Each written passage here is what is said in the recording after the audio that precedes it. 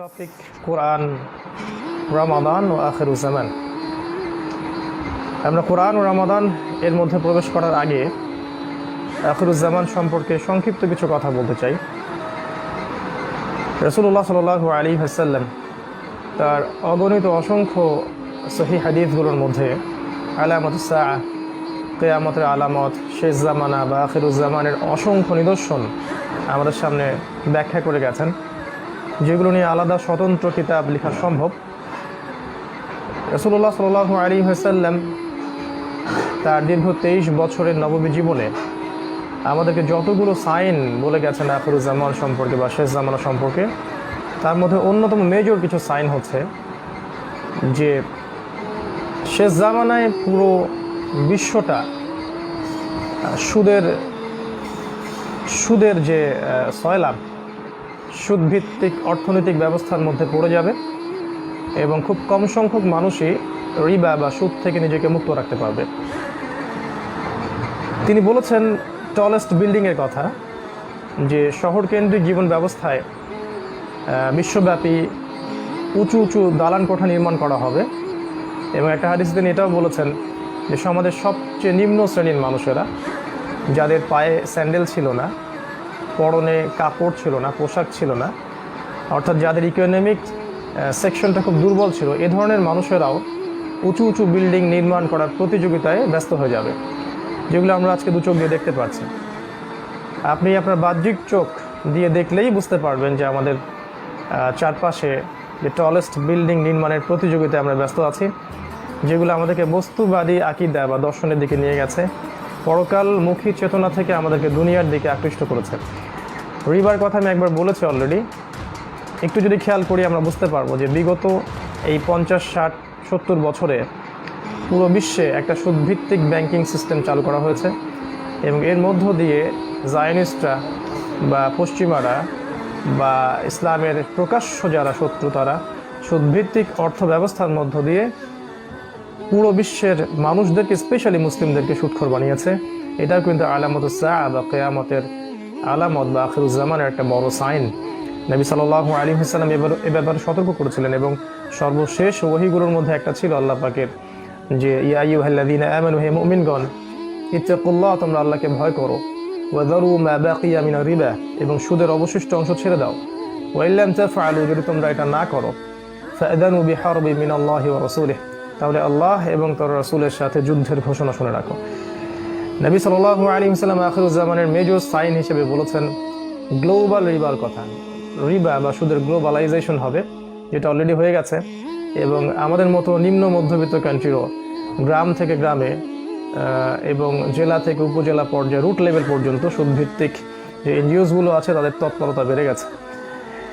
এছাড়া নবী সাল্লাল্লাহু আলাইহি ওয়াসাল্লাম জিনার কথা বলেছিলেন যে শেষ জামানায় গ্লোবাল জিনায় মানুষ লিপ্ত হবে। মানুষ জিনা করবে, এটাকে হালাল মনে করেই করবে। আর লাস্ট 50 ইয়ার্সের মধ্যে আমরা দেখেছি যে পর্নোগ্রাফির মধ্য দিয়ে সারা বিশ্বের মধ্যে গ্লোবাল জিনা ছড়িয়ে দেওয়া হয়েছে। নবী করিম সাল্লাল্লাহু আলাইহি ওয়াসাল্লাম গ্লোবাল মাদকের কথা বলেছিলেন আখিরুজ্জামানের সাইন হিসেবে, যে মানুষ মদ খাবে কিন্তু মদকে হারাম মনে করবে না, মদকে হালাল মনে করেই মানুষ মদ পান করবে, মানুষ জিনাকে হালাল মনে করেই জিনা করবে। তিনি আরও বলেছিলেন যে ইউনাইটেড মুসলিম উম্মাহ ভেঙে যাবে, মুসলিম উম্মাহ অসংখ্য ক্ষুদ্র ক্ষুদ্র দলে বিভক্ত হয়ে যাবে, এবং এই সুযোগটা কাজে লাগিয়ে ইসলামের শত্রুরা, কাফের, ফাসেক, মুশরিক, মুনাফিকরা এমনভাবে ইসলামকে এবং মুসলিমদেরকে আক্রমণ করবে, ঠিক যেমন করে দস্তরখানা নিয়ে ক্ষুধার্ত মানুষেরা খেতে বসে, যেটা আমরা বিগত 50 বছরে লক্ষ্য করছি। 1914-এর পর থেকে যখন খেলাফা চলে যায়, লাস্ট সেই অটোমান এম্পায়ারদের পতন ঘটে, তখন থেকে আমরা দেখছি যে সারা বিশ্বে মুসলিমদের উপর নির্যাতনটা অমানবিক আকারে রূপ নিয়েছে।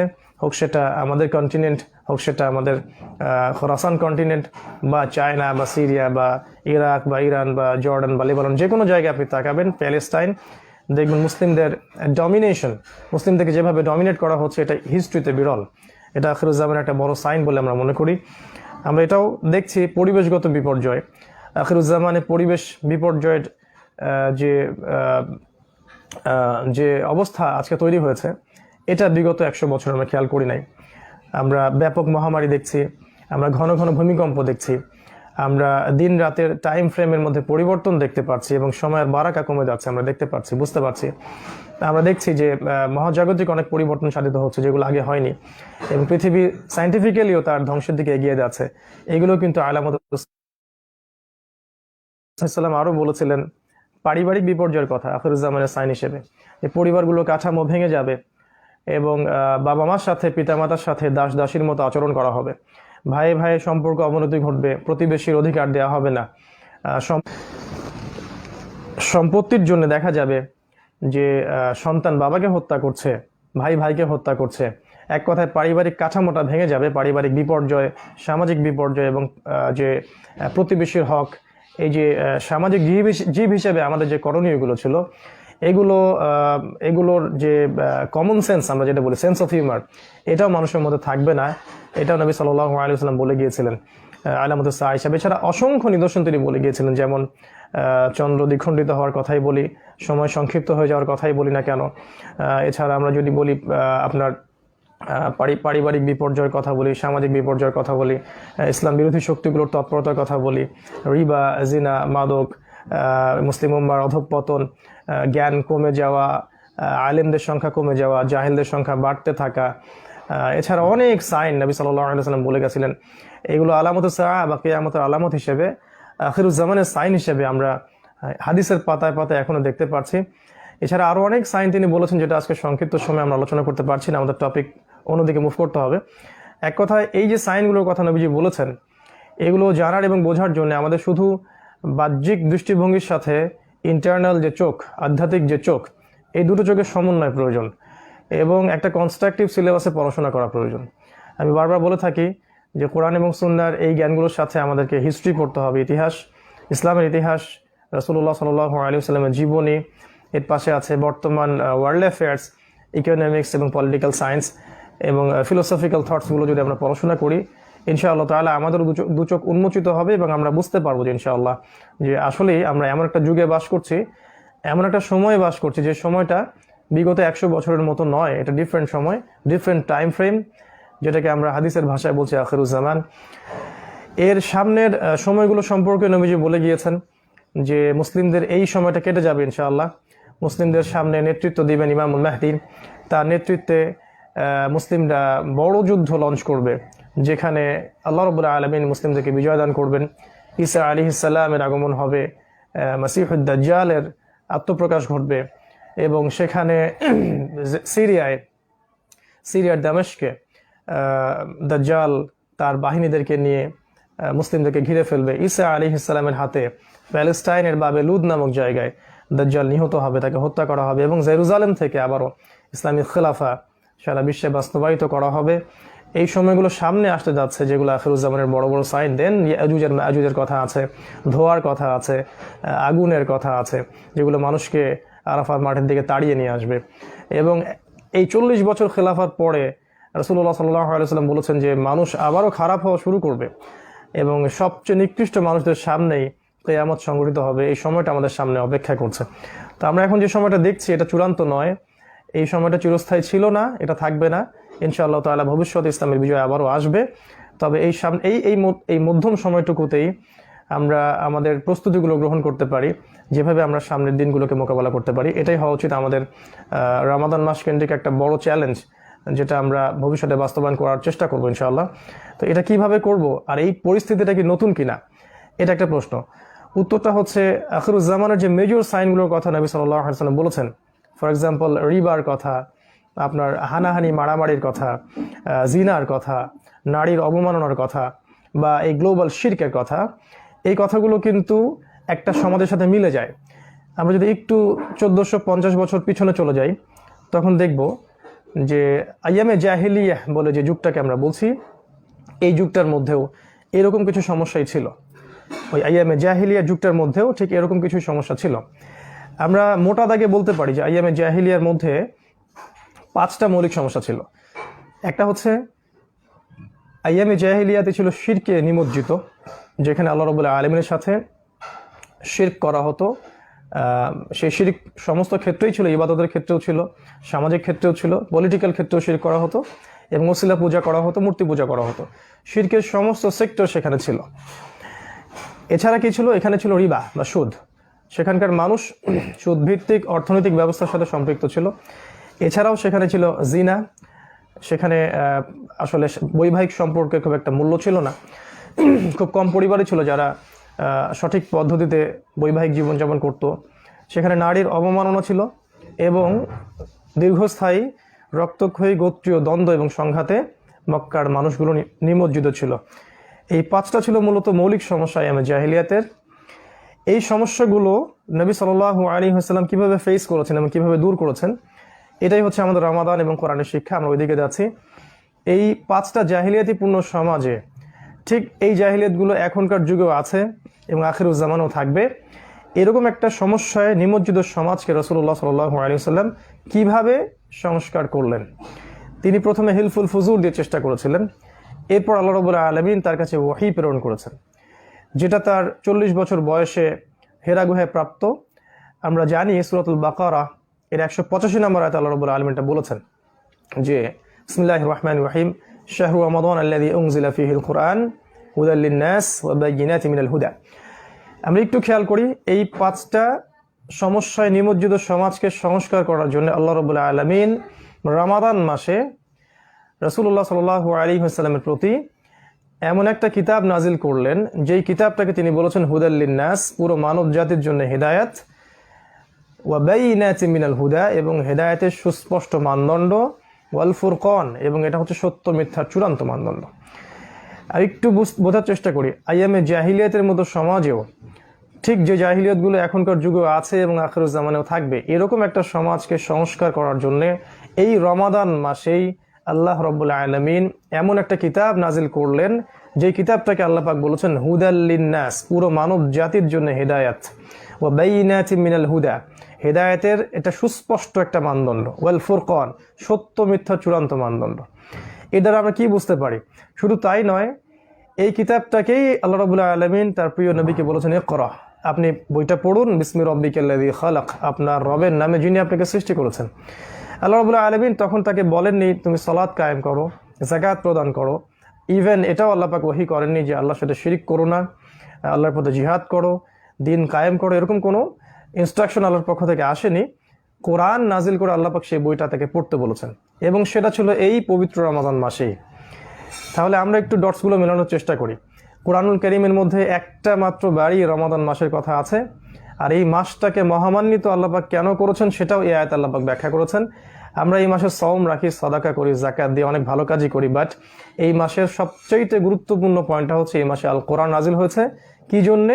হুদাল লিন-নাস, পুরো মানব জাতিকে হেদায়েত দেওয়ার জন্য, ও বায়্যিনাতিন মিনাল হুদা, এবং যেটাকে আল্লাহ পাক বায়্যিনাহ বলেছেন, ফুরকান বলেছেন, সত্য মিথ্যা চূড়ান্ত মানদণ্ড। এবার যখন এই কোরআন নাজিল হলো, তারপরে রাসূলুল্লাহ সাল্লাল্লাহু আলাইহি ওয়াসাল্লাম প্রথমে গোপন দাওয়াত দিয়েছেন, তারপরে প্রকাশ্য দাওয়াত দিয়েছেন। এক পর্যায়ে তাকে তায়েফে হিজরত করতে হয়েছে, আবিসিনিয়ায় সাহাবীদেরকে হিজরত করতে হয়েছে। এক পর্যায়ে নবী সাল্লাল্লাহু আলাইহি ওয়াসাল্লামকে অসংখ্য নির্যাতন সহ্য করতে হয়েছে, শারীরিক, মানসিক, সামাজিক, অর্থনৈতিক, ইভেন তাকে বয়কট করা হয়েছে। 3 বছর তিনি গাছের ছাল পাতা খেয়ে পাহাড়ের পাদদেশে তারা বসবাস করেছেন। এক পর্যায়ে আল্লাহ রাব্বুল আলামিন তাদেরকে মদিনায় হিজরত করতে বলেছেন। সেখানে ইসলামী খেলাফা বাস্তবায়িত হয়েছে। তিনি সাহাবীদেরকে একত্রিত করেছেন, আনসার এবং মুহাজির সাহাবীদেরকে, তাদেরকে প্রশিক্ষিত করেছেন, অর্থনৈতিক ভিত্তিটা শক্ত করেছেন, সাহাবায়ে কেরামকে একটা ওয়ান উম্মাহ কনসেপ্ট দিয়েছেন, এবং তারপরে ইসলাম বিরোধী শক্তিগুলোর উপরে ইসলাম চড়াও হয়েছে এবং তাদেরকে সমূল উৎপাটিত করা হয়েছে। বদর, উহুদ এবং খন্দকের মতো যুদ্ধে আমরা প্রতিরোধ করেছি। এরপরে আমরা যখন আমাদের আক্রমণাত্মক যুদ্ধ লঞ্চ করেছি, তখন কিন্তু আমরা আস্তে আস্তে হুদায়বিয়া সন্ধির পরে খায়বার, মুতা, তাবুক, হুনাইন, প্রত্যেকটা জায়গায় আমরা জয় করেছি। এবং এক পর্যায়ে আমরা 23 বছরের ব্যবধানে আমাদের সেই মক্কা, যে মক্কা থেকে রাসূলুল্লাহ সাল্লাল্লাহু আলাইহি ওয়াসাল্লামকে তাড়িয়ে দেওয়া হয়েছিল, বিতাড়িত করা হয়েছিল, সেই মক্কায় আমরা আবারও ইসলামী খেলাফার চূড়ান্ত রূপটা বাস্তবায়ন করতে পেরেছি। আস্তে আস্তে ইসলাম পুরো জাজিরাতুল আরবে ছড়িয়ে গেছে। এই যে 23 বছরে নবী সাল্লাল্লাহু আলাইহি ওয়াসাল্লাম ইসলামটাকে শূন্য থেকে নিয়ে পুরো প্রতিষ্ঠিত করলেন একটা সমাজের মধ্যে, প্রতিষ্ঠিত করেছেন শুধুমাত্র ব্যক্তিগত ক্ষেত্রে নয়, পারিবারিক ক্ষেত্রে, সামাজিক ক্ষেত্রে এবং পলিটিক্যাল ক্ষেত্রে ইসলামী খেলাফা যে বাস্তবায়িত হয়ে গেল, এটা কেন হলো, কিভাবে হলো, এর উত্তরটা কিন্তু এই আয়াতের মধ্যেই আছে। এর উত্তরটা হচ্ছে রাসূলুল্লাহ সাল্লাল্লাহু আলাইহি ওয়াসাল্লাম এবং সাহাবায়ে কেরাম রাদিয়াল্লাহু তাআলা আনহুম আজমাইন তারা আল্লাহর কিতাব এবং তার নবী সুন্নাহকে কেন্দ্র করে মোটা দাগে 6টা কাজ করেছিলেন, 6টা কাজ বাস্তবায়ন করেছিলেন। যে 6টা কাজ যদি আমরা আজকে বাস্তবায়ন করতে পারি ইনশাআল্লাহ, আজকের দিনেও আখিরুজ্জামানেও ইনশাআল্লাহ আযজা ওয়া জাল্লা আগামী দিনগুলোতে ইসলাম আবারও সেই নববী সুন্নাহ ফিরে পাবে, সেই নববী ফ্লেভার এবং রং এবং গন্ধ ফিরে পাবে ইনশাআল্লাহ তাআলা। আমরা জানবো যে এই রমাদান মাস কেন্দ্রিক আমাদের সেই 6টা কাজ কি হওয়া উচিত, কি টার্গেট আমাদের নেওয়া উচিত কোরআন কেন্দ্রিক, যাতে করে আমরাও আল্লাহর কিতাবের মধ্য দিয়ে আবারও এই বিশ্বের বুকে বিজয়ী হতে পারি, যেটা আমাদের জন্য শোভা পায়, যেটা অন্যের জন্য শোভা পায় না। আমরা মোটা দাগে বলতে পারি রাসূলুল্লাহ সাল্লাল্লাহু আলাইহি ওয়াসাল্লাম সাহাবায়ে কেরাম রাদিয়াল্লাহু তাআলা আনহুম আজমাইন তারা আল কোরআনের সাথে প্রথম যে কাজটা করেছিলেন এই রমাদান মাসে নাজিল হওয়া কোরআনের সাথে, সেটা হলো অথেন্টিক রিসাইটেশন, অর্থাৎ তারা প্রত্যেকেই আল কোরআন বিশুদ্ধ করে তিলাওয়াত করতে জানতেন এবং শিখেছেন, শিখিয়েছেন। আমরা আজকে একটু তাকাই আমাদের দিকে, যারা আমরা ইসলামিক রেভলিউশন আশা করি তাদের মধ্যে অনেকেই কিন্তু আমরা আল কোরআন বিশুদ্ধ করে পড়তে জানি না, এবং আমরা কোরআন পড়ার ক্ষেত্রে গুরুত্ব প্রদান করি না। আমরা মনে করি যে 2-1টা বই যদি আমরা পড়ে ফেলি আমার জন্য যথেষ্ট, আমরা বাংলা অনুবাদে কিছু বই পড়ে ফেললে মনে করি যথেষ্ট। অ্যারাবিক ল্যাঙ্গুয়েজ শেখা, আরবি ভাষা শেখা, কোরআনের অর্থটা বোঝার চেষ্টা করা, এর গ্রামারগুলো শেখা, এর তাফসীর পড়া, হাদিসগুলো পড়া, বা অন্যান্য যে সাবজেক্টগুলো আছে সিরাত বা হিস্ট্রি বা ইকোনমিক্স, এগুলো পড়ার কোনো প্রয়োজন আমরা বোধ করি না। আমরা পড়াশোনা ছেড়ে দিই অনেকটা। আমরা মনে করি যে পড়াশোনা ছাড়াই হয়তো আমরা রেভলিউশন করতে পারবো, এটা ঠিক নয়। আমাদের প্রথম কাজই হচ্ছে জ্ঞান অর্জন করা, এবং সেই জ্ঞানটা হবে কোরআন কেন্দ্রিক এবং সুন্নাহ কেন্দ্রিক। নবী সাল্লাল্লাহু আলাইহি ওয়াসাল্লাম এটাই করেছিলেন এবং সাহাবায়ে কেরামকে এটাই শিখিয়েছেন। ইভেন বদরের যুদ্ধবন্দীদেরকে পর্যন্ত পড়াশোনা শেখানোর বিনিময়ে ছেড়ে দেওয়ার মতো একটা ডিসিশন পর্যন্ত নেওয়া হয়েছিল রাষ্ট্রীয় পর্যায় থেকে। তাহলে আমরা বুঝতে পারছি এর গুরুত্ব কতটুকু। এবং আল্লাহ রাব্বুল আলামিনের প্রথম ওহীটাও যদি আমরা খেয়াল করি, তিনিও পড়তে বলেছেন। আবার যদি আমরা এই হাদিসটা দিকে খেয়াল করি, আল্লাহ পাক প্রথমে কলম সৃষ্টি করেছেন, সেখানে আমরা কলমের একটা কনসেপ্ট পাই। তাই পড়া এবং লেখার বিষয়টা একে অপরের সাথে জড়িত। তো রমাদান মাসে আমাদের প্রথম নিয়াত হওয়া উচিত, বা আমাদের আগামী দিনগুলোর জন্য আমাদের নিয়াত হওয়া উচিত যে আমরা আল্লাহর কিতাবটাকে আগে বিশুদ্ধ করে পড়তে শিখবো ইনশাআল্লাহ। এতে করে যেটা হবে যে আমরা আল কোরআনের বারাকা পাবো, আমরা প্রত্যেক হরফে 10 নেকি করে পাবো ইনশাআল্লাহ। এই কোরআন আমাদের পক্ষে সুপারিশ করবে ইনশাআল্লাহ। আমরা প্রত্যেক ফরজ সালাতের পর আয়াতুল কুরসি পড়তে পারবো বিশুদ্ধ করে, তখন ইনশাআল্লাহ মৃত্যু ছাড়া জান্নাতে যাওয়ার আমাদের কোনো বাধা থাকছে না। আমরা রাতে সূরা মুলক পড়তে পারবো, যে সূরা মুলক আপনাকে আমাকে কবরের আযাব থেকে হেফাজত করবে। আমরা ইনশাআল্লাহ বিশুদ্ধ করে সূরা কাহফ পড়তে পারবো, তখন দেখা যাবে এই সূরা কাহফ আমাদেরকে মাসিহুদ দাজ্জালের ফিতনা থেকেও নিরাপদে রাখবে ইনশাআল্লাহ। আমরা কোরআনের গুরুত্বপূর্ণ সূরাগুলা আয়াতগুলো, যেমন সূরা বাকারার শেষের 2-3 আয়াত, সূরা হাশরের শেষ 3টা বা 4টা আয়াত, সূরা মুমিনুনের শেষের আয়াতগুলো, সূরা তাহার মধ্যে কিছু আয়াত, সূরা ফালাক, নাস, ইখলাস, কাফিরুন, অসংখ্য যে ইম্পর্টেন্ট আয়াতগুলো আছে, সূরাগুলো আছে, আর রহমান, ইয়াসিন, সূরা মুলক বা সূরা কাহফ, সূরা বাকারা, আল ইমরান, এই সূরাগুলো আমরা তখন বিশুদ্ধ করে পড়তে শিখবো। যখন বিশুদ্ধ করে পড়তে শিখবো এবং নিয়মিত আমরা হাফ পারা বা 1 পারা করে তিলাওয়াত করার অভ্যাস তৈরি করব, তখন ইনশাআল্লাহ তাআলা কোরআন আমাদের মধ্যে প্রভাব ফেলবে। কোরআন আমাদের ভিতরে বারাকা নিয়ে আসবে, সাকিনা, সুকুন এবং সালাম নিয়ে আসবে, এবং আমাদের জীবনে আল্লাহর রহমত নিয়ে আসবে। কোরআন গবেষণা করাটা অনেক দূরের কথা, যদি আমরা প্রথমে নিয়মিত ডেইলি কোরআন তিলাওয়াত করতে না পারি বিশুদ্ধভাবে, তাহলে কিন্তু আল কোরআন দিয়ে কোনো রেভলিউশন আমরা আশা করতে পারি না। তাই আমাদের উদ্দেশ্য হওয়া উচিত এই রমাদান মাসে, কোরআন নাজিলের মাসে, যেই কোরআন আমাদেরকে সমাজ বিপ্লব এনে দিবে, আমাদের উচিত সবার প্রত্যেক মুসলমানের এই কোরআনটাকে বিশুদ্ধ করে পড়তে শেখা, যেভাবে হোক, অনলাইনের মাধ্যমে হোক, অফলাইনের মাধ্যমে হোক, ওস্তাদের কাছে সহবতে পড়ে থেকে হোক, বা আপনার ইমামের কাছে বা খতিবের কাছে, মুয়াজ্জিনের কাছে, যেভাবে পারেন আপনি মাদ্রাসার দ্বারস্থ হয়ে হোক বা না হয়ে হোক, যেভাবে হোক আপনাকে আল কোরআনের বিশুদ্ধ তেলাওয়াতটা শিখে ফেলতে হবে। যদি আমি এটা করতে ব্যর্থ হই, তাহলে সারা জীবন আমরা তেলাওয়াত করে যাব, কিন্তু এই তেলাওয়াত আমাদের ফায়দা দিবে না, বরং এই তেলাওয়াত করার পর আমরা গুনাহগার হয়ে যেতে পারি। কোরআনে অসংখ্য নিয়মকানুন আছে, যেগুলো যদি আমরা স্কিপ করি, ভুল করি, তাহলে কোরআনের অর্থ চেঞ্জ হয়ে যায় এবং অর্থটা ঈমান থেকে কুফরের দিকে চলে যায়। তো এই জায়গায় খেয়াল রাখা উচিত যাতে আমরা বিশুদ্ধ করে তাজবিদের সাথে কোরআনটা পড়তে শিখি। এটা হওয়া উচিত রমাদান মাস কেন্দ্রিক কোরআনের প্রতি আমাদের প্রথম অ্যাটিটিউড, যেই কোরআন আমাদেরকে সমাজ বিপ্লব এনে দিবে ইনশাআল্লাহ তাআলা। এখানে শয়তান আপনাকে 3টা ধোঁকা দিবে, সেটা আমি একটু বলে রাখছি। শয়তান আপনাকে প্রথমেই নসিহত করবে, শয়তানের ওসিয়ত করবে যে তোমার দ্বারা হবে না, তুমি পারবে না। এটা শয়তানের পক্ষ থেকে আপনার মনে আসতে পারে। এটাও আসতে পারে যে আমি অনেক জানি, আমার জানার দরকার নাই, আমি এরকম কোর্স বা এরকম শিক্ষা অনেক শিখেছি, নতুন করে শেখার কিছু নাই, আমি যথেষ্ট জানি। এটাও শয়তানের একটা ওয়াসওয়াসা। এবং শয়তান একটা বড় ওয়াসওয়াসা দিতে পারে, সেটা হলো যে আমার সামনে অনেক সময় পড়ে আছে, আগামী দিনে অনেক সময় পড়ে আছে, আমি পরে শিখে নেব। এটাও কিন্তু শয়তানের একটা বড় অস্ত্র। এগুলো থেকে আল্লাহ যেন আপনাকে আমাকে বাঁচিয়ে রাখেন, সেই দোয়া করছি। এগুলো থেকে স্কিপ করে আপনাকে কোরআনের সময় দিতে হবে, ডেইলি এক পারা করে আল কোরআন পড়ার চেষ্টা করতে হবে। আল্লাহ পাক আমাকে আপনাকে সবাইকে তৌফিক দান করুন, আমিন। সেকেন্ডলি যেটা করা উচিত, আল কোরআনের সাথে এই মাসে আমাদের নিয়াত হওয়া উচিত, অ্যাটিটিউড থাকা উচিত যে শুধু কোরআনের তিলাওয়াতটাই আমরা শিখে থেমে যাব না, বরং কিছু অংশ অবশ্যই হিফজ করার চেষ্টা করব।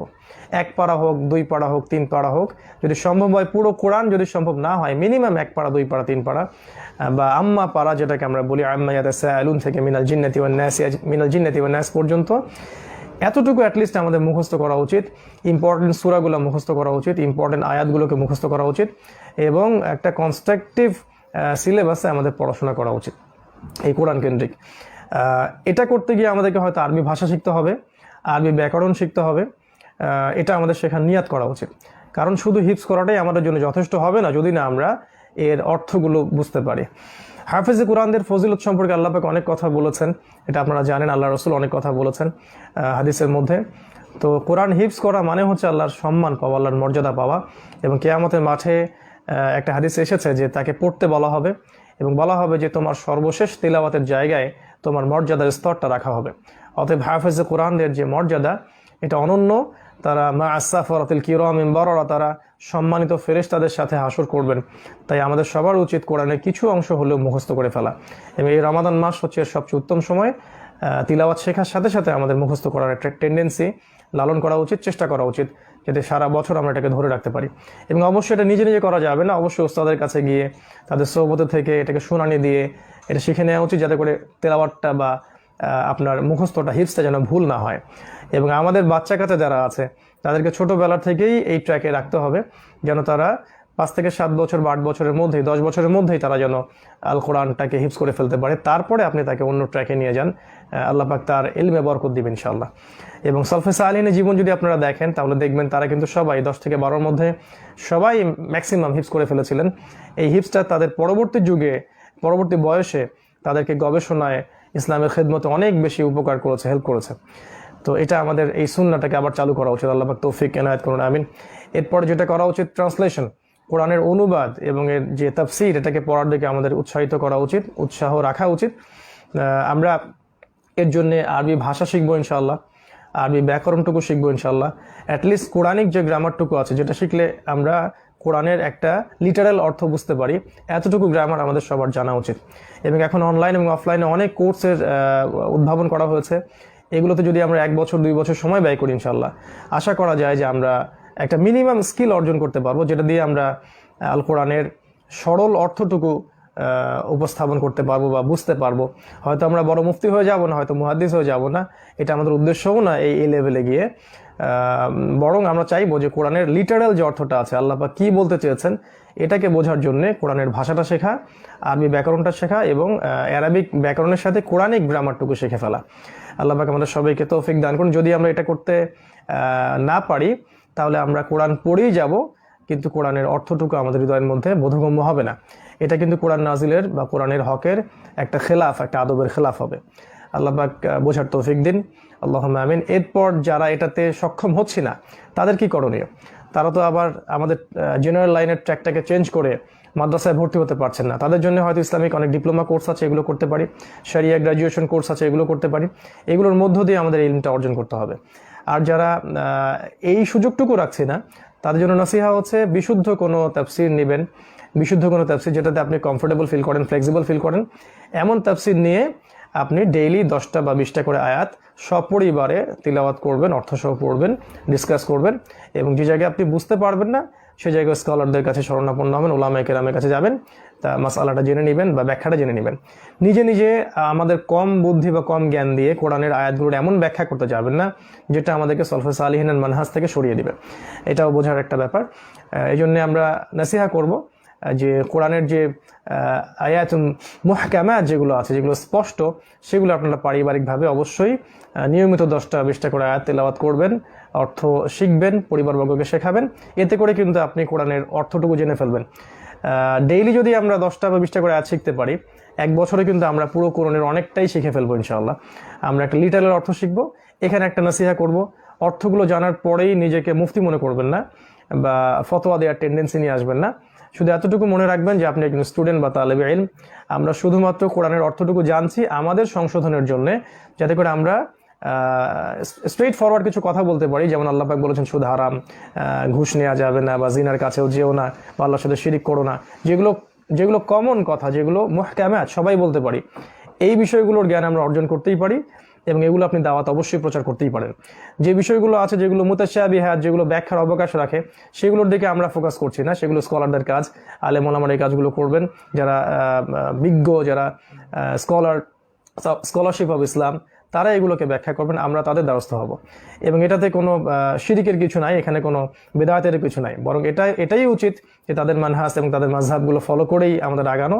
অন্যথায় আমরা কোরআন সুন্নাহ হাতে নিয়েও কিন্তু বিভ্রান্ত হতে পারি। আল্লাহ পাক বোঝার তৌফিক দান করুন, আমিন। এরপরে আমি কয়েকটা কথা বলেছি যে রিসাইটেশন, বিশুদ্ধ তিলাওয়াত আমাদের এই রমাদান মাসে কোরআনিক চ্যালেঞ্জ হবে। আমরা বলেছি ট্রান্সলেশনের কথা, অবশ্যই কোরআনের অনুবাদটুকু শেখার চেষ্টা করতে হবে। আমরা বলেছি ডেইলি তাফসির পড়ার কথা বলেছি কোরআন কেন্দ্রিক।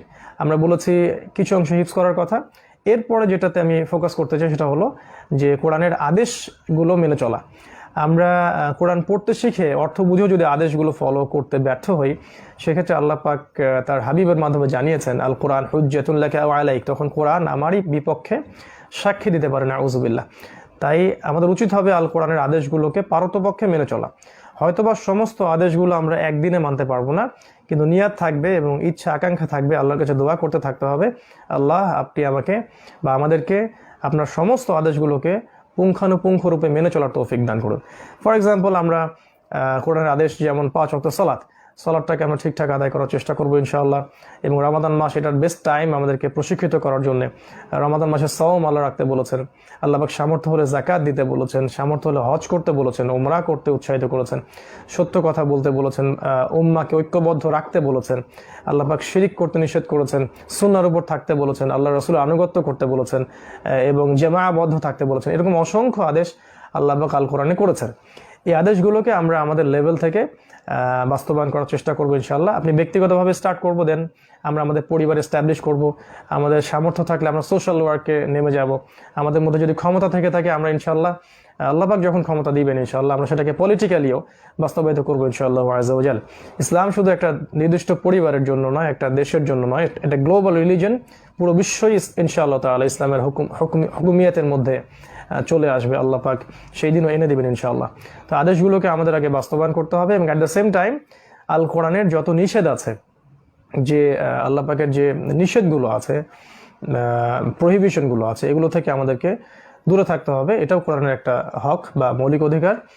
ফর এক্সাম্পল, আল্লাহ বলেছেন শিরিক না করতে, আমরা শিরিক করব না। আল্লাহ পাক আমাদেরকে বেদাত করতে নিষেধ করেছেন, তার রাসূল নিষেধ করেছেন, আমরা বেদাতে লিপ্ত হব না। আমাদেরকে হারাম রিজিক থেকে বেঁচে থাকতে বলেছেন, আমরা হারাম রিজিকে যাব না। আমরা জিনার কাছেও যাব না, আমরা সুদ খাবো না, আমরা ঘুষ নিব না, দুর্নীতি করব না।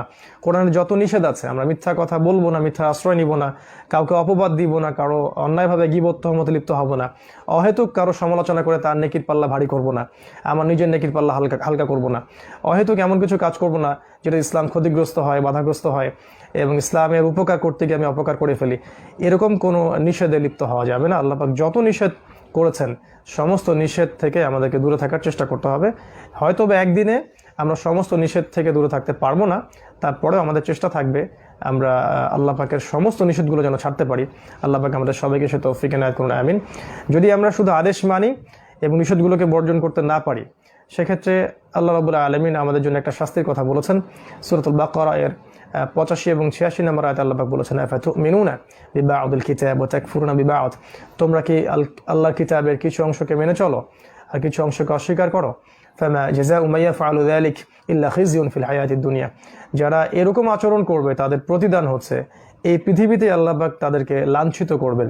ওয়া ইয়াউমাল কিয়ামাহ ইউরাদ্দুনা ইলা আশাদ্দিল আযাব, এবং কিয়ামতের মাঠে আল্লাহ পাক তাদেরকে সবচেয়ে লাঞ্ছনাদায়ক, যন্ত্রণাদায়ক শাস্তি প্রদান করবেন। তো আল্লাহ পাক এটাকে মোটেই পছন্দ করেন না যে আমরা কোরআনের কিছু অংশ মানব আর কিছু অংশ মানব না। এটা একজন মানুষকে কুফরের দিকে নিয়ে যেতে পারে। তো আমরা চেষ্টা করব এই রমাদান মাসে আমাদের নিয়াত থাকবে, আমাদের দৃঢ় প্রত্যয় থাকবে যে আমরা কোরআন পড়া শেখার সাথে সাথে হিফজ করব, অর্থ জানবো, তাফসীর পড়বো। আমরা আদেশ নিষেধগুলোও ইনশাআল্লাহ সাধ্যমতো মেনে চলার চেষ্টা করবো। আল্লাহ পাক সবাইকে তৌফিক দিন, আমিন। এরপরে আমরা যেটা করব কোরআন কেন্দ্রিক, সেটা হলো এর দাওয়াতটাকে মানুষের দুয়ারে দুয়ারে পৌঁছে দেওয়া, ডোর টু ডোর, অনলাইন এবং অফলাইনের মাধ্যমে আল কোরআনের দাওয়াতটা অবশ্যই সুন্নাহর সাথে পৌঁছে দেয়া, রাসূলের সিরার শিক্ষা নিয়ে পৌঁছে দেয়া, এবং পৌঁছে দেওয়ার সময় কোরআনের দাওয়াত টোটালিটি রাখা, আংশিক দাওয়াত না দেয়া। কোরআনের আয়াত, কোরআনের প্রতিটা বিষয়কেই সমাজের সামনে, জাতির সামনে ব্যাখ্যা করা, শুধুমাত্র আংশিক বিষয়গুলোর দাওয়াত না প্রদান করা। ফর এক্সাম্পল, শুধুমাত্র ডেমোক্রেটিক দাওয়াত না দেয়া। ফর এক্সাম্পল, শুধুমাত্র তাসকিয়া বা সুফিজমের দাওয়াত না দেয়া। ফর এক্সাম্পল, শুধুমাত্র জিকির বা তাসকিয়াতুন নফসের দাওয়াত না দেয়া। শুধুমাত্র একটা নির্দিষ্ট মানহাজের, নির্দিষ্ট একটা মাযহাবের দাওয়াত না দেয়া, বরং এমন একটা কিছু করা যেটাতে পুরো কোরআন এবং সুন্নাহ টোটালিটি চলে আসে। কোরআনের কোনো হুকুমকে অ্যাভয়েড করে দাওয়াতকে গোপন না করা। কোরআন, রমাদান ও আখিরুজ্জামান। আমরা কোরআন ও রমাদান এর মধ্যে প্রবেশ করার আগে আখিরুজ্জামান সম্পর্কে সংক্ষিপ্ত কিছু কথা বলতে চাই। রাসূলুল্লাহ সাল্লাল্লাহু আলাইহি ওয়াসাল্লাম তার অগণিত অসংখ্য সহিহ হাদিসগুলোর মধ্যে আলামাতুস সাআহ, কিয়ামতের আলামত, শেষ জামানা বা আখিরুজ্জামানের অসংখ্য নিদর্শন আমাদের সামনে ব্যাখ্যা করে গেছেন, যেগুলো নিয়ে আলাদা স্বতন্ত্র কিতাব লেখা সম্ভব। রাসূলুল্লাহ সাল্লাল্লাহু আলাইহি ওয়াসাল্লাম তার দীর্ঘ 23 বছরের নববী জীবনে আমাদেরকে যতগুলো সাইন বলে গেছেন আখিরুজ্জামান সম্পর্কে বা শেষ জামানা সম্পর্কে, তার মধ্যে অন্যতম মেজর কিছু সাইন হচ্ছে যে শেষ জামানায় পুরো বিশ্বটা সুদের যে সয়লাভ, সুদভিত্তিক অর্থনৈতিক ব্যবস্থার মধ্যে পড়ে যাবে, এবং খুব কম সংখ্যক মানুষই রিবা বা সুদ থেকে নিজেকে মুক্ত রাখতে পারবে। তিনি বলেছেন টলেস্ট বিল্ডিংয়ের কথা, যে শহর কেন্দ্রিক জীবন ব্যবস্থায় বিশ্বব্যাপী উঁচু উঁচু দালান কোঠা নির্মাণ করা হবে। এবং একটা হাদিসে তিনি এটাও বলেছেন যে সমাজের সবচেয়ে নিম্ন শ্রেণীর মানুষেরা, যাদের পায়ে স্যান্ডেল ছিল না, পরনে কাপড় ছিল না, পোশাক ছিল না, অর্থাৎ যাদের ইকোনমিক সেকশনটা খুব দুর্বল ছিল, এ ধরনের মানুষেরাও উঁচু উঁচু বিল্ডিং নির্মাণ করার প্রতিযোগিতায় ব্যস্ত হয়ে যাবে, যেগুলো আমরা আজকে দু চোখ দিয়ে দেখতে পাচ্ছি। আপনি আপনার বাহ্যিক চোখ দিয়ে দেখলেই বুঝতে পারবেন যে আমাদের চারপাশে যে টলেস্ট বিল্ডিং নির্মাণের প্রতিযোগিতায় আমরা ব্যস্ত আছি, যেগুলো আমাদেরকে বস্তুবাদী আকীদা বা দর্শনের দিকে নিয়ে গেছে, পরকালমুখী চেতনা থেকে আমাদেরকে দুনিয়ার দিকে আকৃষ্ট করেছে। রিবার কথা আমি একবার বলেছি অলরেডি। একটু যদি খেয়াল করি আমরা বুঝতে পারবো যে বিগত এই 50, 60, 70 বছরে পুরো বিশ্বে একটা সুদভিত্তিক ব্যাংকিং সিস্টেম চালু করা হয়েছে, এবং এর মধ্য দিয়ে জায়নিস্টরা বা পশ্চিমারা বা ইসলামের প্রকাশ্য যারা শত্রু, তারা সুদভিত্তিক অর্থ ব্যবস্থার মধ্য দিয়ে পুরো বিশ্বের মানুষদেরকে, স্পেশালি মুসলিমদেরকে সুদখোর বানিয়েছে। এটাও কিন্তু আলামাতুস সাআহ বা কিয়ামতের আলামত বা আখিরুজ্জামানের একটা বড় সাইন। নবী সাল্লাল্লাহু আলাইহি ওয়াসাল্লাম এ ব্যাপারে সতর্ক করেছিলেন, এবং সর্বশেষ ওহীগুলোর মধ্যে একটা ছিল আল্লাহ পাকের, যে ইয়া আইয়ুহাল্লাযীনা আমানু, হে মুমিনগণ, ইত্তাকুল্লাহ, তোমরা আল্লাহকে ভয় করো, ওয়া যারু মা বাকিয়া মিনার রিবা, এবং সুদের অবশিষ্ট অংশ ছেড়ে দাও, ওয়া ইল্লাম তাফআলু, যদি তোমরা এটা না করো, ফাআযানু বিহারবিন মিনাল্লাহি ওয়া রাসূলিহি, তাহলে আল্লাহ এবং তার রাসূলের সাথে যুদ্ধের ঘোষণা শুনে রাখো। নবী সাল্লাল্লাহু আলাইহি ওয়াসাল্লাম আখিরুজ্জামানের মেজর সাইন হিসেবে বলেছেন গ্লোবাল রিবার কথা।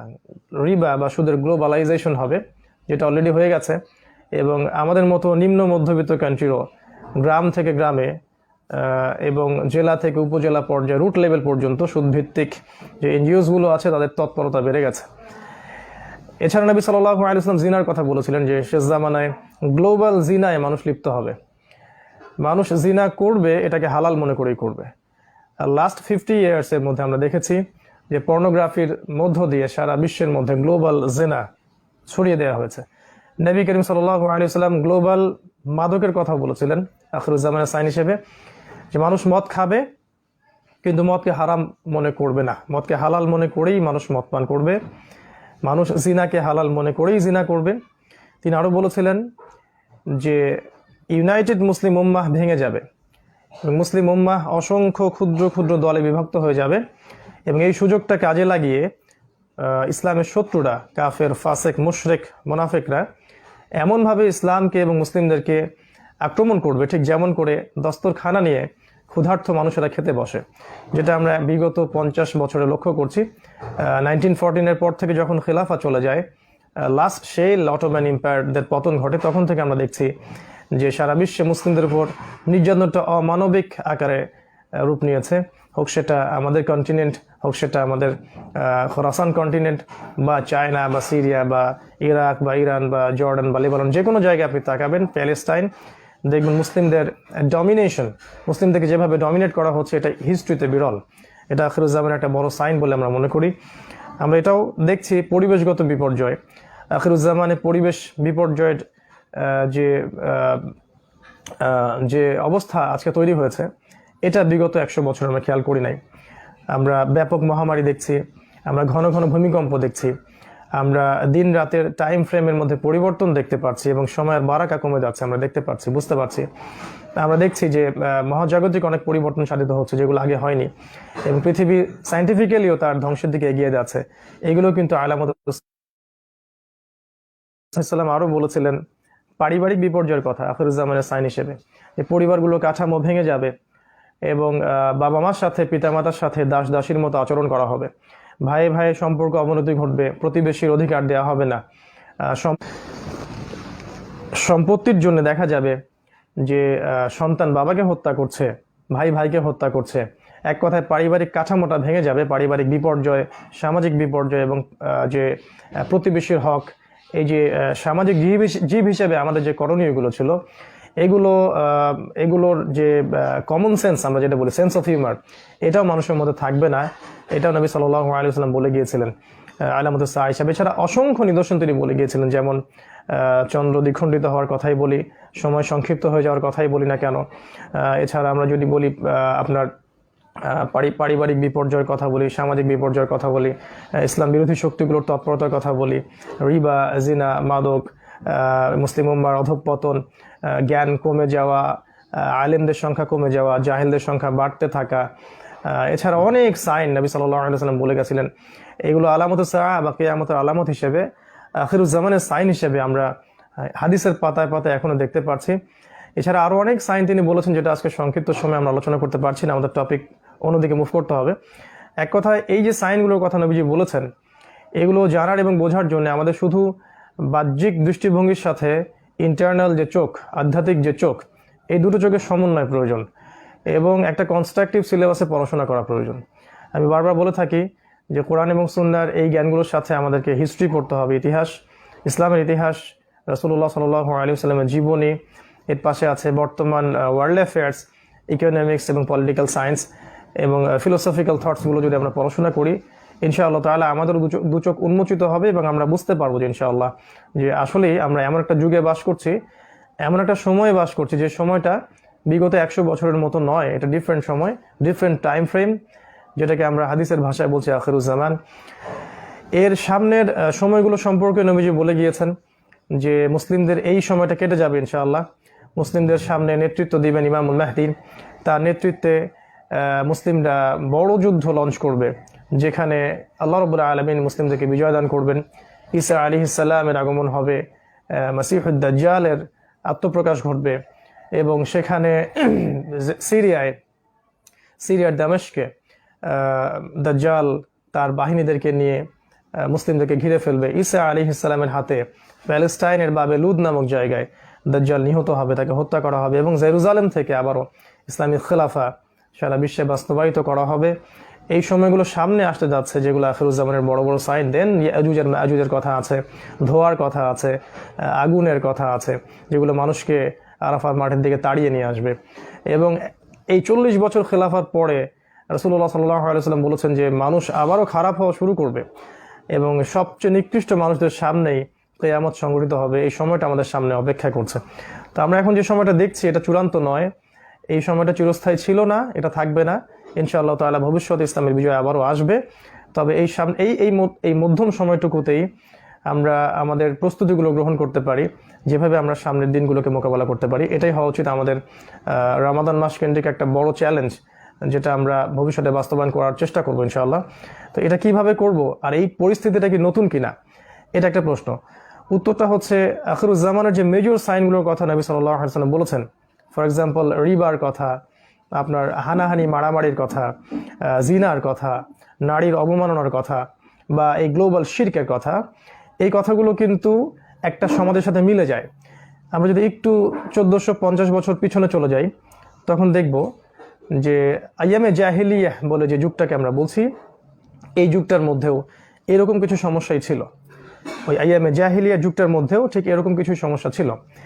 আমরা মোটা দাগে বলতে পারি যে আইয়ামে জাহিলিয়ার মধ্যে 5টা মৌলিক সমস্যা ছিল।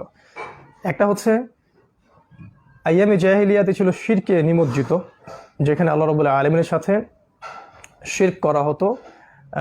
সেই শিরক সমস্ত ক্ষেত্রেই ছিল, ইবাদতের ক্ষেত্রেও ছিল, সামাজিক ক্ষেত্রেও ছিল, পলিটিক্যাল ক্ষেত্রেও শিরক করা হতো, এবং ওসিলা পূজা করা হতো, মূর্তি পূজা করা হতো। শিরকের সমস্ত সেক্টর সেখানে ছিল। এছাড়া কি ছিল? এখানে ছিল রিবা বা সুদ। সেখানকার মানুষ সুদভিত্তিক অর্থনৈতিক ব্যবস্থার সাথে সম্পৃক্ত ছিল। এছাড়াও সেখানে ছিল জিনা। সেখানে আসলে বৈবাহিক সম্পর্কে খুব একটা মূল্য ছিল না। খুব কম পরিবারই ছিল যারা সঠিক পদ্ধতিতে বৈবাহিক জীবনযাপন করত। সেখানে নারীর অবমাননা ছিল, এবং দীর্ঘস্থায়ী রক্তক্ষয়ী গোত্রীয় দ্বন্দ্ব এবং সংঘাতে মক্কার মানুষগুলো নিমজ্জিত ছিল। এই 5টা ছিল মূলত মৌলিক সমস্যা আইয়ামে জাহিলিয়াতের। এই সমস্যাগুলো নবী সাল্লাল্লাহু আলাইহি ওয়াসাল্লাম কীভাবে ফেস করেছেন এবং কীভাবে দূর করেছেন, এটাই হচ্ছে আমাদের রমাদান এবং কোরআনের শিক্ষা। আমরা ওইদিকে যাচ্ছি। এই 5টা জাহিলিয়াতিপূর্ণ সমাজে ঠিক এই জাহিলিয়াতগুলো এখনকার যুগেও আছে এবং আখিরুজ্জামানেও থাকবে। এরকম একটা সমস্যায় নিমজ্জিত সমাজকে রাসূলুল্লাহ সাল্লাল্লাহু আলাইহি ওয়াসাল্লাম কীভাবে সংস্কার করলেন। তিনি প্রথমে হিলফুল ফুজুর দিয়ে চেষ্টা করেছিলেন। এরপর আল্লাহ রাব্বুল আলামিন তার কাছে ওহী প্রেরণ করেছেন, যেটা তার 40 বছর বয়সে হেরা গুহায় প্রাপ্ত। আমরা জানি সূরাতুল বাকারা এর 185 নম্বর আয়াতে আল্লাহ রাব্বুল আলামিন বলেছেন যে বিসমিল্লাহির রহমানির রহিম শাহরু রমাদান আল্লাযী উনজিলা ফীহিল কুরআন হুদাল লিন-নাস ওয়া বায়িনাতিন মিনাল হুদা। আমরা একটু খেয়াল করি, এই 5টা সমস্যায় নিমজ্জিত সমাজকে সংস্কার করার জন্য আল্লাহ রাব্বুল আলামিন রমাদান মাসে রাসূলুল্লাহ সাল্লাল্লাহু আলাইহি ওয়াসাল্লামের প্রতি এমন একটা কিতাব নাজিল করলেন, যেই কিতাবটাকে তিনি বলেছেন হুদাল লিন-নাস, পুরো মানব জাতির জন্য হিদায়াত, ওয়া বায়িনাতিন মিনাল হুদা, এবং হেদায়েতের সুস্পষ্ট মানদণ্ড, ওয়াল ফুরকান, এবং এটা হচ্ছে সত্য মিথ্যার চূড়ান্ত মানদণ্ড। আর একটু বোঝার চেষ্টা করি, আইয়ামে জাহিলিয়াতের মতো সমাজেও ঠিক যে জাহিলিয়াতগুলো এখনকার যুগে আছে এবং আখিরুজ্জামানেও থাকবে, এরকম একটা সমাজকে সংস্কার করার জন্য এই রমাদান মাসেই আল্লাহ রাব্বুল আলামিন এমন একটা কিতাব নাজিল করলেন, যে কিতাবটাকে আল্লাহ পাক বলেছেন হুদাল লিন-নাস, পুরো মানব জাতির জন্য হেদায়াত, ওয়া বায়িনাতিন মিনাল হুদা, হেদায়েতের এটা সুস্পষ্ট একটা মানদণ্ড, ওয়াল ফুরকান, সত্য মিথ্যা চূড়ান্ত মানদণ্ড। এর দ্বারা আমরা কি বুঝতে পারি? শুধু তাই নয়, এই কিতাবটাকেই আল্লাহ রাব্বুল আলামিন তার প্রিয় নবীকে বলেছেন ইকরা, আপনি বইটা পড়ুন, বিসমি রাব্বিকাল্লাযী খালাক, আপনার রবের নামে যিনি আপনাকে সৃষ্টি করেছেন। আল্লাহ রাব্বুল আলামিন তখন তাকে বলেননি তুমি সালাত কায়েম করো, যাকাত প্রদান করো। ইভেন এটাও আল্লাহ পাক ওহী করেননি যে আল্লাহর সাথে শিরিক করো না, আল্লাহর পথে জিহাদ করো, দিন কায়েম করো। এরকম কোনো ইনস্ট্রাকশন আল্লাহর পক্ষ থেকে আসেনি। কোরআন নাজিল করে আল্লাহ পাক সেই বইটা তাকে পড়তে বলেছেন, এবং সেটা ছিল এই পবিত্র রমাদান মাসেই। তাহলে আমরা একটু ডটসগুলো মেলানোর চেষ্টা করি। কোরআনুল কারীমের মধ্যে একটা মাত্র বারই রমাদান মাসের কথা আছে, আর এই মাসটাকে মহামান্বিত আল্লাহ পাক কেন করেছেন সেটাও এই আয়াত আল্লাহ পাক ব্যাখ্যা করেছেন। আমরা এই মাসে সওম রাখি, সাদাকা করি, যাকাত দিয়ে অনেক ভালো কাজই করি, বাট এই মাসের সবচেয়ে গুরুত্বপূর্ণ পয়েন্টটা হচ্ছে এই মাসে আল কোরআন নাজিল হয়েছে কি জন্যে? হুদাল লিন-নাস, পুরো মানব জাতিকে হেদায়েত দেওয়ার জন্য, ও বায়িনাতিন মিনাল হুদা, এবং যেটাকে আল্লাহ পাক বায়িনাহ বলেছেন, ফুরকান বলেছেন, সত্য মিথ্যা চূড়ান্ত মানদণ্ড। এবার যখন এই কোরআন নাজিল হলো, তারপরে রাসূলুল্লাহ সাল্লাল্লাহু আলাইহি ওয়াসাল্লাম প্রথমে গোপন দাওয়াত দিয়েছেন, তারপরে প্রকাশ্য দাওয়াত দিয়েছেন। এক পর্যায়ে তাকে তায়েফে হিজরত করতে হয়েছে, আবিসিনিয়ায় সাহাবীদেরকে হিজরত করতে হয়েছে। এক পর্যায়ে নবী সাল্লাল্লাহু আলাইহি ওয়াসাল্লামকে অসংখ্য নির্যাতন সহ্য করতে হয়েছে, শারীরিক, মানসিক, সামাজিক, অর্থনৈতিক, ইভেন তাকে বয়কট করা হয়েছে। 3 বছর তিনি গাছের ছাল পাতা খেয়ে পাহাড়ের পাদদেশে তারা বসবাস করেছেন। এক পর্যায়ে আল্লাহ রাব্বুল আলামিন তাদেরকে মদিনায় হিজরত করতে বলেছেন। সেখানে ইসলামী খেলাফা বাস্তবায়িত হয়েছে। তিনি সাহাবীদেরকে একত্রিত করেছেন, আনসার এবং মুহাজির সাহাবীদেরকে, তাদেরকে প্রশিক্ষিত করেছেন, অর্থনৈতিক ভিত্তিটা শক্ত করেছেন, সাহাবে কেরামকে একটা ওয়ান উম্মাহ কনসেপ্ট দিয়েছেন, এবং তারপরে ইসলাম বিরোধী শক্তিগুলোর উপরে ইসলাম চড়াও হয়েছে এবং তাদেরকে সমূল উৎপাটিত করা হয়েছে। বদর, উহুদ এবং খন্দকের মতো যুদ্ধে আমরা প্রতিরোধ করেছি। এরপরে আমরা যখন আমাদের আক্রমণাত্মক যুদ্ধ লঞ্চ করেছি, তখন কিন্তু আমরা আস্তে আস্তে হুদায়বিয়া সন্ধির পরে খায়বার, মুতা, তাবুক, হুনাইন প্রত্যেকটা জায়গায় আমরা জয় করেছি। এবং এক পর্যায়ে আমরা 23 বছরের ব্যবধানে আমাদের সেই মক্কা, যে মক্কা থেকে রাসূলুল্লাহ সাল্লাল্লাহু আলাইহি ওয়াসাল্লামকে তাড়িয়ে দেওয়া হয়েছিল, বিতাড়িত করা হয়েছিল, সেই মক্কায় আমরা আবারও ইসলামী খেলাফার চূড়ান্ত রূপটা বাস্তবায়ন করতে পেরেছি। আস্তে আস্তে ইসলাম পুরো জাজিরাতুল আরবে ছড়িয়ে গেছে। এই যে 23 বছরে নবী সাল্লাল্লাহু আলাইহি ওয়াসাল্লাম ইসলামটাকে শূন্য থেকে নিয়ে পুরো প্রতিষ্ঠিত করলেন একটা সমাজের মধ্যে, প্রতিষ্ঠিত করেছেন শুধুমাত্র ব্যক্তিগত ক্ষেত্রে নয়, পারিবারিক ক্ষেত্রে, সামাজিক ক্ষেত্রে এবং পলিটিক্যাল ক্ষেত্রে ইসলামী খেলাফা যে বাস্তবায়িত হয়ে গেল, এটা কেন হলো, কিভাবে হলো, এর উত্তরটা কিন্তু এই আয়াতের মধ্যেই আছে। এর উত্তরটা হচ্ছে রাসূলুল্লাহ সাল্লাল্লাহু আলাইহি ওয়াসাল্লাম এবং সাহাবায়ে কেরাম রাদিয়াল্লাহু তাআলা আনহুম আজমাইন তারা আল্লাহর কিতাব এবং তার নবী সুন্নাহকে কেন্দ্র করে মোটা দাগে 6টা কাজ করেছিলেন, 6টা কাজ বাস্তবায়ন করেছিলেন। যে 6টা কাজ যদি আমরা আজকে বাস্তবায়ন করতে পারি ইনশাআল্লাহ, আজকের দিনেও, আখিরুজ জামানেও ইনশাআল্লাহ আযজা ওয়া জাল্লা, আগামী দিনগুলোতে ইসলাম আবারও সেই নববী সুন্নাহ ফিরে পাবে, সেই নববী ফ্লেভার এবং রং এবং গন্ধ ফিরে পাবে ইনশাআল্লাহ তাআলা। আমরা জানবো যে এই রমাদান মাস কেন্দ্রিক আমাদের সেই 6টা কাজ কি হওয়া উচিত, কি টার্গেট আমাদের নেওয়া উচিত কোরআন কেন্দ্রিক, যাতে করে আমরাও আল্লাহর কিতাবের মধ্য দিয়ে আবারও এই বিশ্বের বুকে বিজয়ী হতে পারি, যেটা আমাদের জন্য শোভা পায়, যেটা অন্যের জন্য শোভা পায় না। আমরা মোটা দাগে বলতে পারি রাসূলুল্লাহ সাল্লাল্লাহু আলাইহি ওয়াসাল্লাম, সাহাবায়ে কেরাম রাদিয়াল্লাহু তাআলা আনহুম আজমাইন তারা আল কোরআনের সাথে প্রথম যে কাজটা করেছিলেন এই রমাদান মাসে নাজিল হওয়া কোরআনের সাথে, সেটা হলো অথেন্টিক রিসাইটেশন, অর্থাৎ তারা প্রত্যেকেই আল কোরআন বিশুদ্ধ করে তিলাওয়াত করতে জানতেন এবং শিখেছেন, শিখিয়েছেন। আমরা আজকে একটু তাকাই আমাদের দিকে, যারা আমরা ইসলামিক রেভলিউশন আশা করি তাদের মধ্যে অনেকেই কিন্তু আমরা আল কোরআন বিশুদ্ধ করে পড়তে জানি না, এবং আমরা কোরআন পড়ার ক্ষেত্রে গুরুত্ব প্রদান করি না। আমরা মনে করি যে 2-1টা বই যদি আমরা পড়ে ফেলি আমাদের জন্য যথেষ্ট, আমরা বাংলা অনুবাদে কিছু বই পড়ে ফেললে মনে করি যথেষ্ট।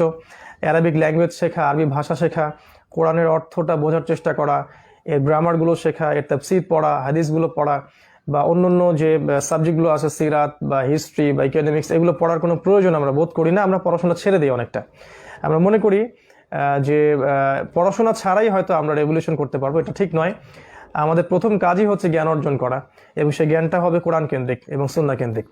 নবী সাল্লাল্লাহু আলাইহি ওয়াসাল্লাম এটাই করেছিলেন এবং সাহাবায়ে কেরামকে এটাই শিখিয়েছেন।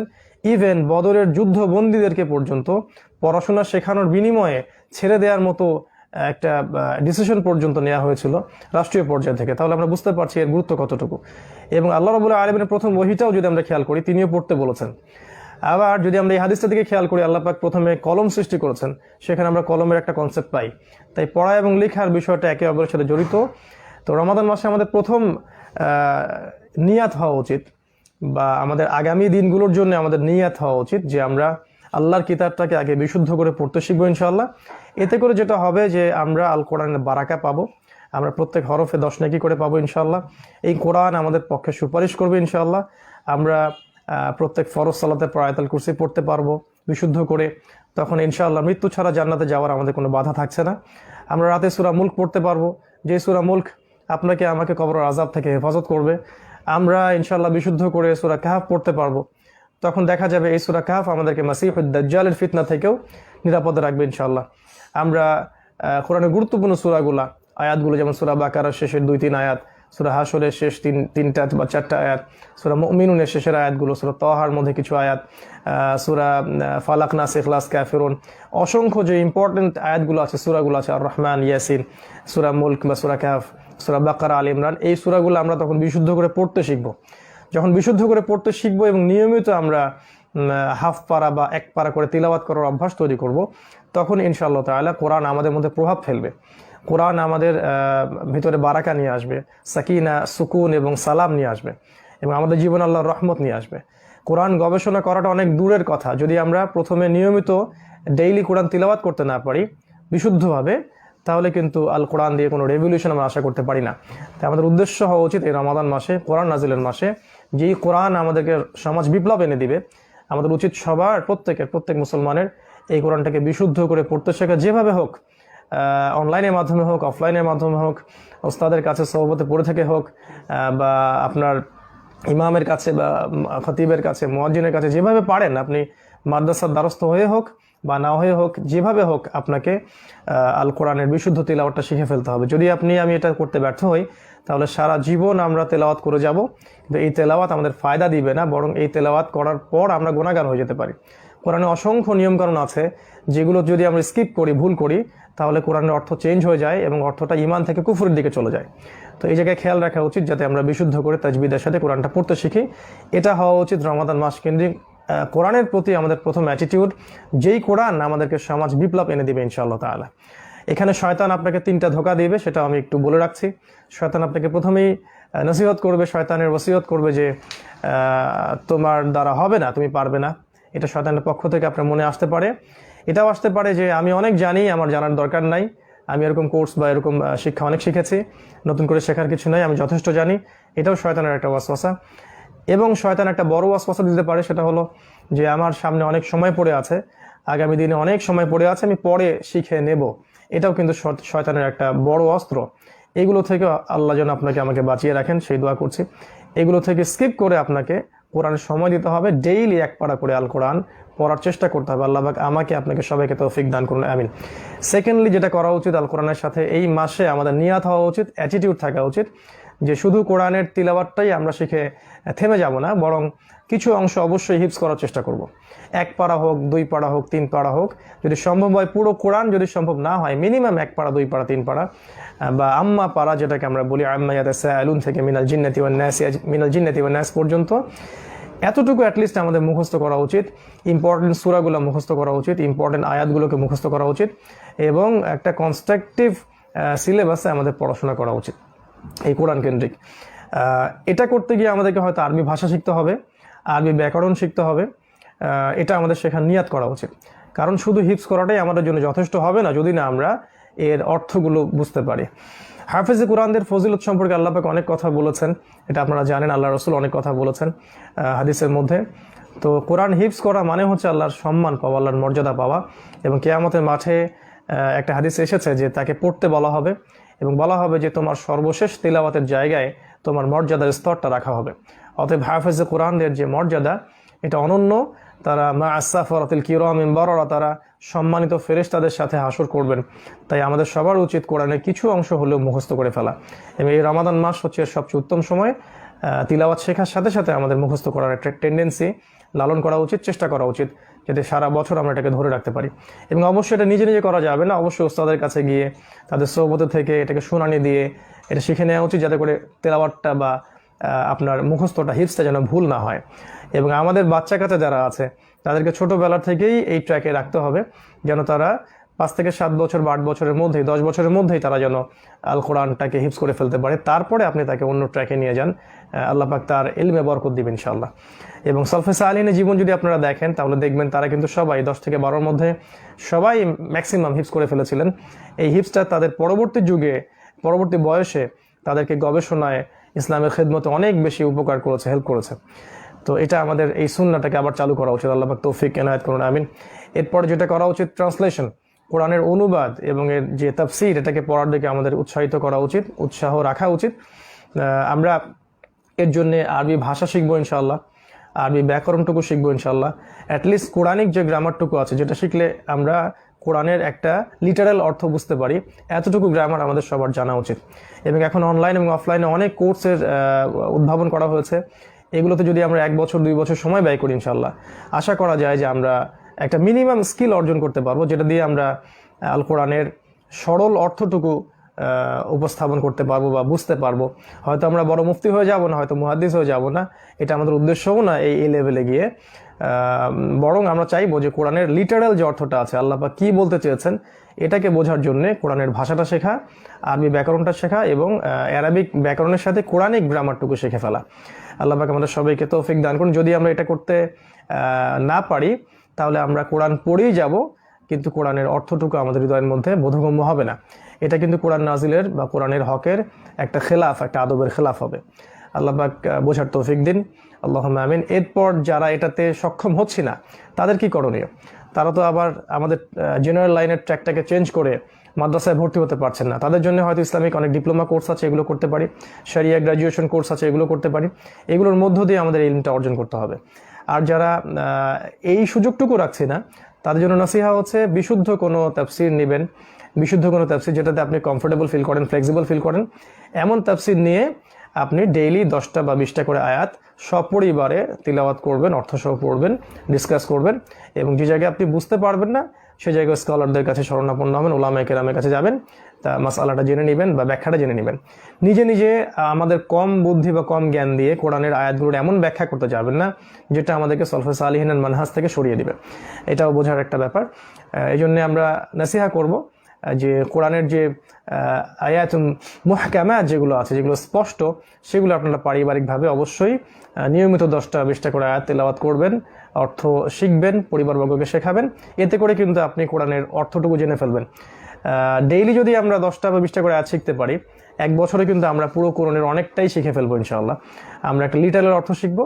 এখানে একটা নসিহা করব, অর্থগুলো জানার পরেই নিজেকে মুফতি মনে করবেন না বা ফতোয়া দেওয়ার টেন্ডেন্সি নিয়ে আসবেন না। শুধু এতটুকু মনে রাখবেন যে আপনি একজন স্টুডেন্ট বা তালেবে ইলম। আমরা শুধুমাত্র কোরআনের অর্থটুকু জানছি আমাদের সংশোধনের জন্য, যাতে করে আমরা স্ট্রেট ফরওয়ার্ড কিছু কথা বলতে পারি। যেমন আল্লাহ পাক বলেছেন সুদ হারাম, ঘুষ নেওয়া যাবে না, বা জিনার কাছেও যেও না, বা আল্লাহর সাথে শিরিক করো না, যেগুলো কমন কথা, যেগুলো মুহকামাত সবাই বলতে পারি, এই বিষয়গুলোর জ্ঞান আমরা অর্জন করতেই পারি, এবং এগুলো আপনি দাওয়াত অবশ্যই প্রচার করতেই পারেন। যে বিষয়গুলো আছে, যেগুলো মুতাশাবিহাত, যেগুলো ব্যাখ্যার অবকাশ রাখে, সেগুলোর দিকে আমরা ফোকাস করছি না। সেগুলো স্কলারদের কাজ, আলেম ওলামার এই কাজগুলো করবেন। যারা বিজ্ঞ, যারা স্কলারশিপ অব ইসলাম, তারা এগুলোকে ব্যাখ্যা করবেন, আমরা তাদের দ্বারস্থ হব। এবং এটাতে কোনো শিরিকের কিছু নাই, এখানে কোনো বেদাতের কিছু নাই, বরং এটাই উচিত যে তাদের মানহাজ এবং তাদের মাযহাবগুলো ফলো করেই আমাদের আগানো। অন্যথায় আমরা কোরআন সুন্নাহ হাতে নিয়েও কিন্তু বিভ্রান্ত হতে পারি। আল্লাহ পাক বোঝার তৌফিক দান করুন, আমিন। এরপরে আমি কয়েকটা কথা বলেছি যে রিসাইটেশন, বিশুদ্ধ তিলাওয়াত আমাদের এই রমাদান মাসে কোরআনিক চ্যালেঞ্জ হবে। আমরা বলেছি ট্রান্সলেশনের কথা, অবশ্যই কোরআনের অনুবাদটুকু শেখার চেষ্টা করতে হবে। আমরা বলেছি ডেইলি তাফসির পড়ার কথা বলেছি কোরআন কেন্দ্রিক। আমরা বলেছি কিছু অংশ হিফজ করার কথা। এরপরে যেটাতে আমি ফোকাস করতে চাই সেটা হলো যে কোরআনের আদেশগুলো মেনে চলা। আমরা কোরআন পড়তে শিখে অর্থ বুঝেও যদি আদেশগুলো ফলো করতে ব্যর্থ হই, সেক্ষেত্রে আল্লাহ পাক তার হাবিবের মাধ্যমে জানিয়েছেন আল কোরআন হুজ্জাতুন লাকা ওয়া আলাইক, তখন কোরআন আমারই বিপক্ষে সাক্ষী দিতে পারে না, আউযুবিল্লাহ। তাই আমাদের উচিত হবে আল কোরআনের আদেশগুলোকে পারতপক্ষে মেনে চলা। হয়তোবা সমস্ত আদেশগুলো আমরা একদিনে মানতে পারবো না, কিন্তু নিয়াত থাকবে এবং ইচ্ছা আকাঙ্ক্ষা থাকবে, আল্লাহর কাছে দোয়া করতে থাকতে হবে, আল্লাহ আপনি আমাকে বা আমাদেরকে আপনার সমস্ত আদেশগুলোকে পুঙ্খানুপুঙ্খ রূপে মেনে চলার তৌফিক দান করুন। ফর এক্সাম্পল, আমরা কোরআনের আদেশ যেমন 5 ওয়াক্ত সালাতটাকে আমরা ঠিকঠাক আদায় করার চেষ্টা করবো ইনশাআল্লাহ। এবং রমাদান মাস এটার বেস্ট টাইম আমাদেরকে প্রশিক্ষিত করার জন্য। রমাদান মাসে সওম আল্লাহ রাখতে বলেছেন, আল্লাহ পাক সামর্থ্য হলে যাকাত দিতে বলেছেন, সামর্থ্য হলে হজ করতে বলেছেন, উমরা করতে উৎসাহিত করেছেন, সত্য কথা বলতে বলেছেন, উম্মাকে ঐক্যবদ্ধ রাখতে বলেছেন, আল্লাহ পাক শিরিক করতে নিষেধ করেছেন, সুন্নাহর উপর থাকতে বলেছেন, আল্লাহ রাসূলের আনুগত্য করতে বলেছেন, এবং জামাআবদ্ধ থাকতে বলেছেন। এরকম অসংখ্য আদেশ আল্লাহ পাক আল কোরআনে করেছেন। এই আদেশগুলোকে আমরা আমাদের লেভেল থেকে বাস্তবায়ন করার চেষ্টা করবো ইনশাআল্লাহ। আপনি ব্যক্তিগতভাবে স্টার্ট করবো, দেন আমরা আমাদের পরিবার এস্টাবলিশ করব। আমাদের সামর্থ্য থাকলে আমরা সোশ্যাল ওয়ার্কে নেমে যাব। আমাদের মধ্যে যদি ক্ষমতা থেকে থাকে, আমরা ইনশাআল্লাহ আল্লাহ পাক যখন ক্ষমতা দিবেন ইনশাআল্লাহ আমরা সেটাকে পলিটিক্যালিও বাস্তবায়িত করবো ইনশাআল্লাহ আযজা ওয়া জাল। ইসলাম শুধু একটা নির্দিষ্ট পরিবারের জন্য নয়, একটা দেশের জন্য নয়, এটা গ্লোবাল রিলিজন। পুরো বিশ্বই ইনশাআল্লাহ তাআলা ইসলামের হুকুমিয়াতের মধ্যে চলে আসবে। আল্লাহ পাক সেই দিনও এনে দেবেন ইনশাআল্লাহ। তো আদেশগুলোকে আমাদের আগে বাস্তবায়ন করতে হবে, এবং অ্যাট দ্য সেম টাইম আল কোরআনের যত নিষেধ আছে, যে আল্লাহ পাকের যে নিষেধগুলো আছে, প্রহিবিশনগুলো আছে, এগুলো থেকে আমাদেরকে দূরে থাকতে হবে। এটাও কোরআনের একটা হক বা মৌলিক অধিকার। ফর এক্সাম্পল, আল্লাহ বলেছেন শিরিক না করতে, আমরা শিরিক করব না। আল্লাহ পাক আমাদেরকে বেদাত করতে নিষেধ করেছেন, তার রাসূল নিষেধ করেছেন, আমরা বেদাতে লিপ্ত হব না। আমাদেরকে হারাম রিজিক থেকে বেঁচে থাকতে বলেছেন, আমরা হারাম রিজিকে যাব না। আমরা জিনার কাছেও যাব না, আমরা সুদ খাবো না, আমরা ঘুষ নিব না, দুর্নীতি করব না। কোরআনের যত নিষেধ আছে, আমরা মিথ্যা কথা বলবো না, মিথ্যা আশ্রয় নিব না, কাউকে অপবাদ দিব না, কারো অন্যায়ভাবে গীবত তহমতে লিপ্ত হব না, অহেতুক কারো সমালোচনা করে তার নেকির পাল্লা ভারী করব না, আমার নিজের নেকির পাল্লা হালকা করব না, অহেতুক এমন কিছু কাজ করব না যেটা ইসলাম ক্ষতিগ্রস্ত হয়, বাধাগ্রস্ত হয়। এবং ইসলামের উপকার করতে গিয়ে আমি অপকার করে ফেলি, এরকম কোনো নিষেধে লিপ্ত হওয়া যাবে না। আল্লাহ পাক যত নিষেধ করেছেন সমস্ত নিষেধ থেকে আমাদেরকে দূরে থাকার চেষ্টা করতে হবে। হয়তো বা একদিনে আমরা সমস্ত নিষেধ থেকে দূরে থাকতে পারবো না, তারপরেও আমাদের চেষ্টা থাকবে আমরা আল্লাহ পাকের সমস্ত নিষেধগুলো যেন ছাড়তে পারি। আল্লাহ পাক আমাদের সবাইকে সে তৌফিক এনায়েত করুন, আমিন। যদি আমরা শুধু আদেশ মানি এবং নিষেধগুলোকে বর্জন করতে না পারি, সেক্ষেত্রে আল্লাহ রাব্বুল আলামিন আমাদের জন্য একটা শাস্তির কথা বলেছেন। সূরাতুল বাকারা এর 85 এবং 86 নম্বর আয়াতে আল্লাহ পাক বলেছেন, আফাতুমিনুনা বিবা'দিল কিতাব ওয়া তাকফুরুনা বিবা'দ, তোমরা কি আল্লাহর কিতাবের কিছু অংশকে মেনে চলো আর কিছু অংশকে অস্বীকার করো। ফামা জাযাউ মান ইয়াফআলু যালিক ইল্লা খিজিউন ফিল হায়াতিদ দুনিয়া, যারা এরকম আচরণ করবে তাদের প্রতিদান হচ্ছে এই পৃথিবীতে আল্লাহ পাক তাদেরকে লাঞ্ছিত করবেন। ওয়া ইয়াউমাল কিয়ামাহ ইউরাদ্দুনা ইলা আশাদ্দিল আযাব, এবং কিয়ামতের মাঠে আল্লাহ পাক তাদেরকে সবচেয়ে লাঞ্ছনাদায়ক যন্ত্রণাদায়ক শাস্তি প্রদান করবেন। তো আল্লাহ পাক এটাকে মোটেই পছন্দ করেন না যে আমরা কোরআনের কিছু অংশ মানব আর কিছু অংশ মানব না। এটা একজন মানুষকে কুফরের দিকে নিয়ে যেতে পারে। তো আমরা চেষ্টা করব এই রমাদান মাসে আমাদের নিয়াত থাকবে, আমাদের দৃঢ় প্রত্যয় থাকবে যে আমরা কোরআন পড়া শেখার সাথে সাথে হিফজ করব, অর্থ জানবো, তাফসীর পড়বো, আমরা আদেশ নিষেধগুলোও ইনশাআল্লাহ সাধ্যমতো মেনে চলার চেষ্টা করবো। আল্লাহ পাক সবাইকে তৌফিক দিন, আমিন। এরপরে আমরা যেটা করব কোরআন কেন্দ্রিক, সেটা হলো এর দাওয়াতটাকে মানুষের দুয়ারে দুয়ারে পৌঁছে দেওয়া, ডোর টু ডোর, অনলাইন এবং অফলাইনের মাধ্যমে আল কোরআনের দাওয়াতটা অবশ্যই সুন্নাহর সাথে পৌঁছে দেয়া, রাসূলের সিরার শিক্ষা নিয়ে পৌঁছে দেয়া, এবং পৌঁছে দেওয়ার সময় কোরআনের দাওয়াত টোটালিটি রাখা, আংশিক দাওয়াত না দেয়া। কোরআনের আয়াত, কোরআনের প্রতিটা বিষয়কেই সমাজের সামনে, জাতির সামনে ব্যাখ্যা করা, শুধুমাত্র আংশিক বিষয়গুলোর দাওয়াত না প্রদান করা। ফর এক্সাম্পল শুধুমাত্র ডেমোক্রেটিক দাওয়াত না দেয়া, ফর এক্সাম্পল শুধুমাত্র তাসকিয়া বা সুফিজমের দাওয়াত না দেয়া, ফর এক্সাম্পল শুধুমাত্র জিকির বা তাসকিয়াতুন নফসের দাওয়াত না দেয়া, শুধুমাত্র একটা নির্দিষ্ট মানহাজের নির্দিষ্ট একটা মাযহাবের দাওয়াত না দেয়া, বরং এমন একটা কিছু করা যেটাতে পুরো কোরআন এবং সুন্নাহ টোটালিটি চলে আসে। কোরআনের কোনো হুকুমকে অ্যাভয়েড করে দাওয়াতকে গোপন না করা, দাওয়াতের